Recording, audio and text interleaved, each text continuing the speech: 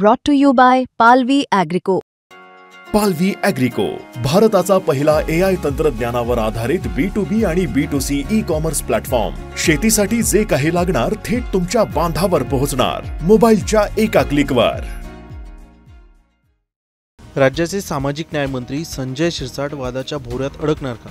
एकनाथ शिंदेंच्या सरकारच्या काळात संजय शिरसाट हे सिडकोचे अध्यक्ष असताना त्यांनी 5,000 कोटींची जमीन बिवलकर कुटुंबास दिली असल्याचा आरोप आमदार रोहित पवार यांनी केला होता.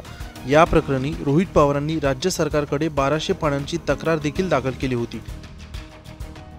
आता या प्रकरणी राज्य सरकारच्या वन विभागाने 23 ऑक्टोबर रोजी पनवेलच्या रसायनी पोलिसांना पत्र लिहित कारवाई करण्यासंदर्भात मागणी केली आहे. या पत्रात म्हटलंय की गंगाधर बिवलकर आणि यशवंत बिवलकर यांनी संगनमताने मानीव राखीव वन आणि सरकारी क्षेत्रावर अनियमितता व शासनाची दिशाभूल करून वन विभाग व राज्य सरकारची आर्थिक फसवणूक केल्याप्रकरणी गुन्हा नोंद करावा अशा आशयाचं हे पत्र आहे. आता या पत्रानंतर आमदार रोहित पवार यांनी नवी मुंबई पोलीस आयुक्तांची भेट घेतली आहे. शिरसाट आणि बिवलकर सिडको भूखंड प्रकरणात वन विभागाने पोलिसांकडे तक्रार देऊनही पोलिसांकडून तक्रार नोंद करून घेण्यास टाळाटाळ केली जात असल्यानं भेट घेऊन जाब विचारला असता विचार करू, अभ्यास करू, माहिती घेऊ अशी मोगम आणि वेळ काढूपणाची उत्तरे आयुक्तांनी दिली असा आरोप रोहित पवार यांनी केलाय. अशा प्रकरणात त्वरित कारवाई करण्याचे सर्वोच्च न्यायालयाचे आदेश असताना सरकारचाच एक विभाग असलेल्या वन विभागाची तक्रार असताना देखील तक्रार दाखल करून घेतली जात नसेल तर हा आरोपींना वाचवण्याचा प्रयत्न नाही का? राजकीय वरदहस्त आणि पैसा असला की मुख्यमंत्र्यांचा गृह विभाग आरोपींना वाचवण्यासाठी वेळ काढूपणा करतो का?